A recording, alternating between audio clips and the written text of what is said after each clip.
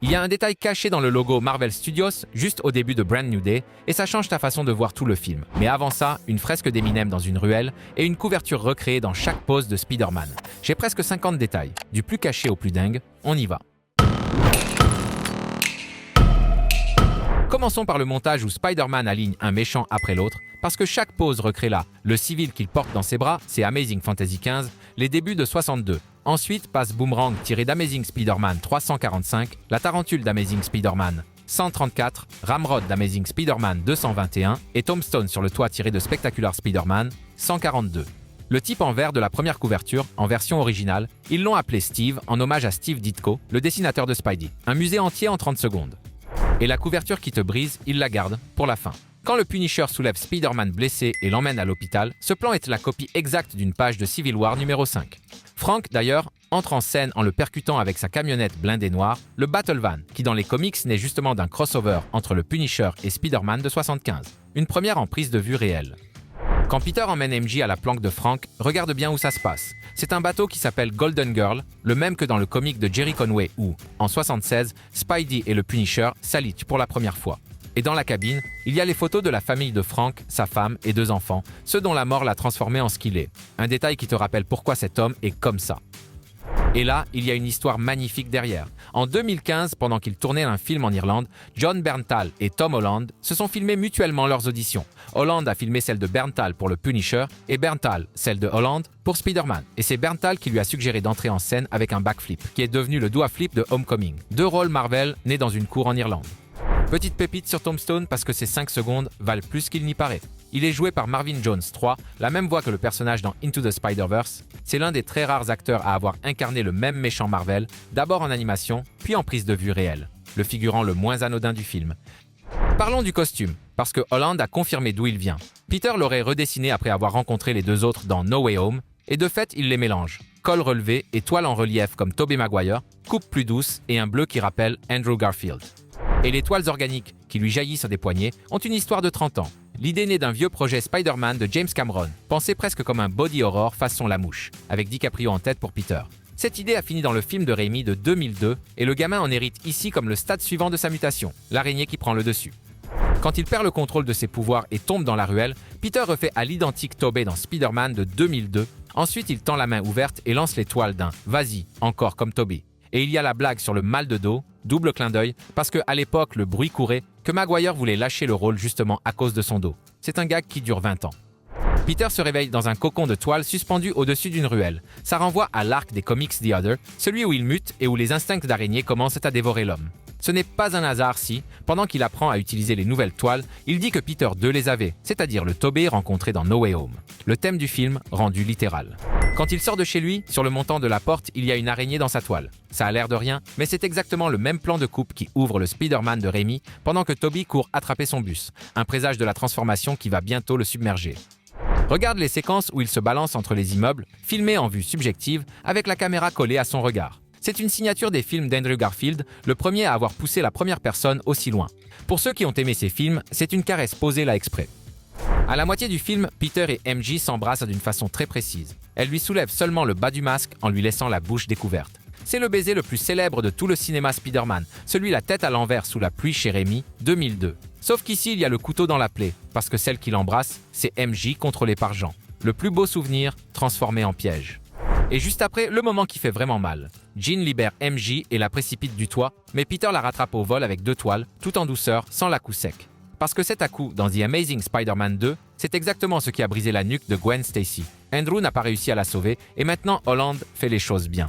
Ça, c'est pour les vrais mordus. Dans la scène finale, au milieu de la foule déguisée en Spidey, il y a un type avec un masque miteux, des yeux noirs et une trame de tissu complètement fausse. C'est un hommage au costume de Nicholas Hammond, le Spider-Man de la série télé de la CBS de 1977. La version que personne ne cite jamais, pas même les films sur le multivers.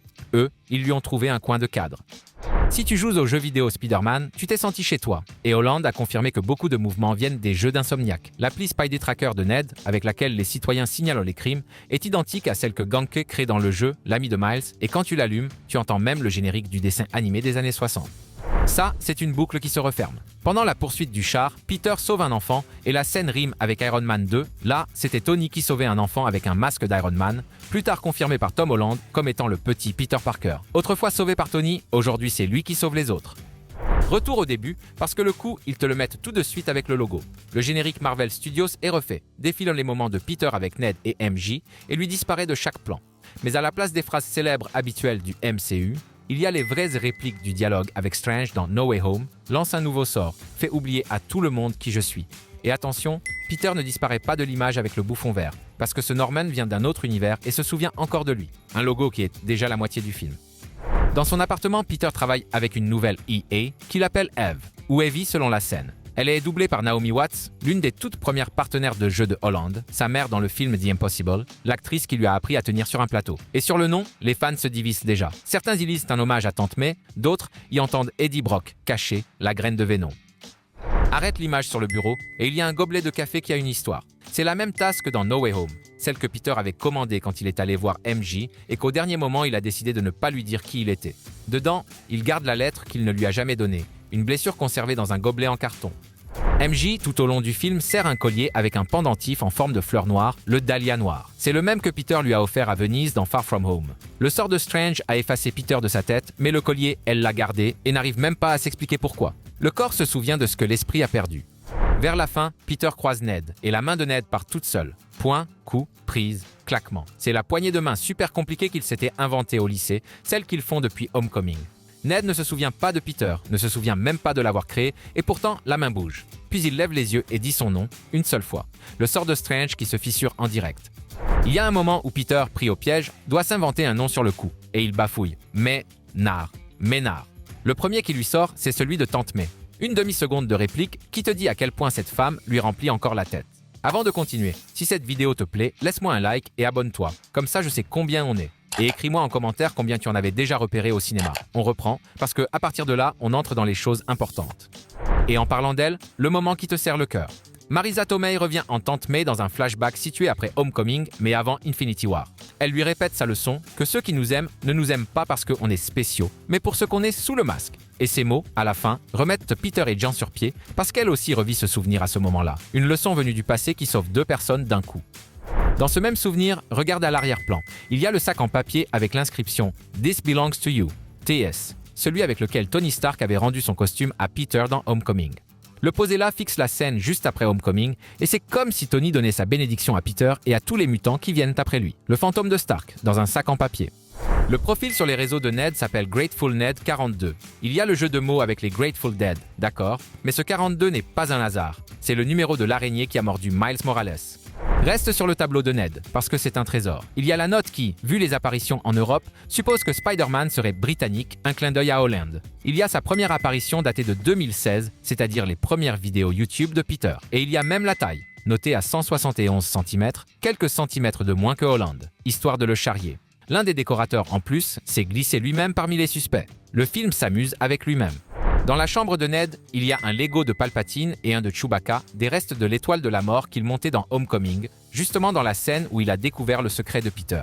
Et sur un mur, il y a une affiche de Naruto qui a l'air d'une déco de geek quelconque. C'est la signature du réalisateur Destin Daniel Cretton qui tourne en ce moment l'adaptation en prise de vue réelle de Naruto. Et les deux amis se retrouvent justement sur leur propre terrain, la culture geek. À un moment, Ned et Peter se mettent à citer la scène de Frodon et Gandalf du Seigneur des Anneaux, celle du Garde tes secrets pour toi. Ce qui fait presque rire, vu qu'Ian McKellen sera dans Avengers Doomsday, une boucle qui se referme sans que le film le dise.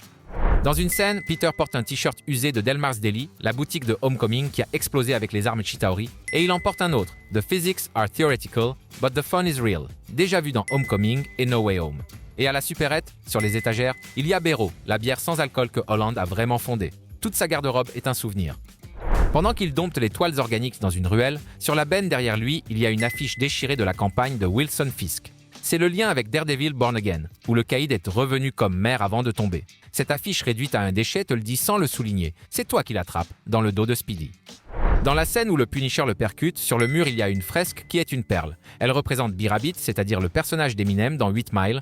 Elle vient d'une couverture variante d'Amazing Spider-Man de 2022 où Spidey affrontait B-Rabbit dans une battle de rap avec Daredevil et Miles dans le public, le détail le plus barré du film.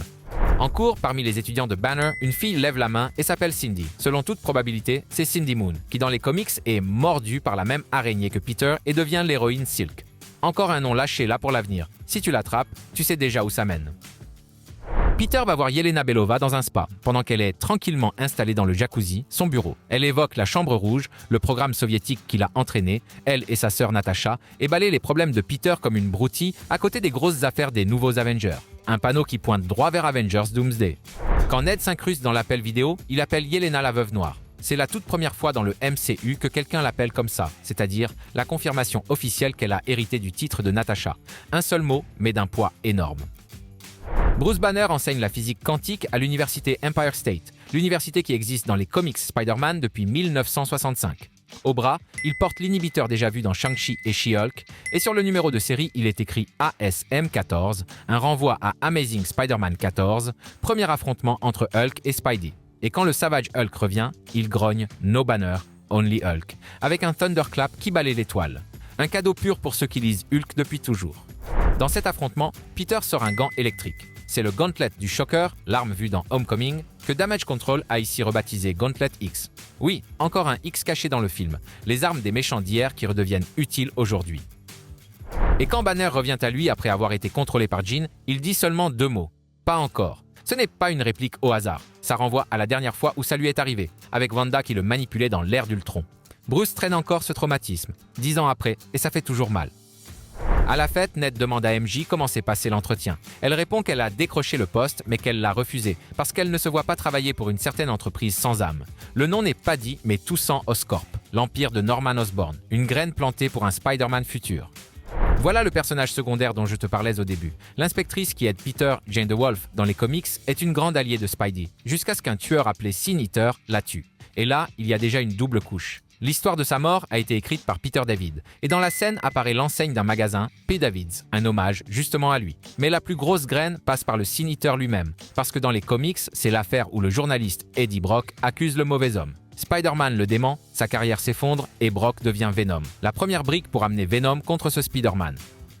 Le directeur de Damage Control s'appelle Bill Metzger, et il est joué par Tramel Tillman, le monsieur Milchick de Severance. Dans les comics, Metzger est un propagandiste anti-mutant qui crachait sa haine à travers son journal, la Militia Press. Et il était même inspiré d'un suprémaciste ayant réellement existé. Ici, ce n'est pas un hasard s'il commande même la main, le clan de ninjas qui arrive tout droit des séries Marvel de Netflix. Encore une pièce qui transforme Damage Control en future machine anti-mutant. Jean se retrouve enfermé dans une cellule sur Roosevelt Island, et ce n'est pas un décor au hasard. C'est là que, dans le Spider-Man de Raimi de 2002, Peter affrontait le bouffon vert sur le téléphérique. Le film plante son règlement de compte là où les anciens Spider-Man bouclaient les leurs. Et maintenant, la grosse pièce. La méchante du film, celle que tout le monde imaginait être on ne sait qui, c'est Jean Grey, à qui Sadie Sink prête ses traits en tant que troisième actrice en prise de vue réelle, après Famke Janssen et Sophie Turner. Et Jean est ici le premier membre des X-Men à entrer dans l'univers principal du MCU. Le film réécrit ses origines. À la place de son amie Annie, ici c'est sa sœur Sarah qui meurt. Et Damage Control remercie Spider-Man de l'avoir aidé à construire un inhibiteur universel. Traduction, Peter, sans le savoir, vient de créer le prototype des colliers anti-mutants. Et on arrive à la pierre tombale, le détail que tu dois mettre en pause. Peter va sur la tombe de Tante May et la caméra s'attarde un instant sur la date de la mort, 2024. Arrête-toi, parce que ça redessine la carte du MCU. Si May était morte en 2024, No Way Home date de 2024, et Peter dit qu'il a continué seul pendant 4 ans. Ce qui situe Brand New Day en 2028, l'année des 4 Fantastiques, et des événements qui mènent à Doomsday. Avec une pierre tombale, ils te disent qu'on a sauté 4 ans dans le futur par rapport à Endgame. Et maintenant, parlons de la scène post-générique. Le signal de Peter ne disparaît pas de Queens, il reste là sur la carte. C'est un deuxième signal qui apparaît dans l'espace, d'origine inconnue.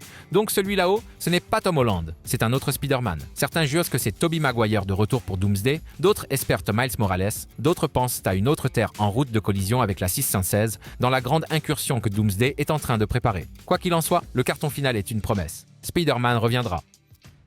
Et c'est ça, la beauté de Brand New Day, un film qui referme une trilogie et en sème 3 autres dans le même souffle, avec des indices cachés dans chaque recoin pour ceux qui ont envie de creuser. Regarde-le à nouveau en sachant tout ça, et je te jure que c'est un autre film. Écris-moi en commentaire quels détails je n'ai pas mis, et si tu ne l'as pas encore fait, abonne-toi à la chaîne.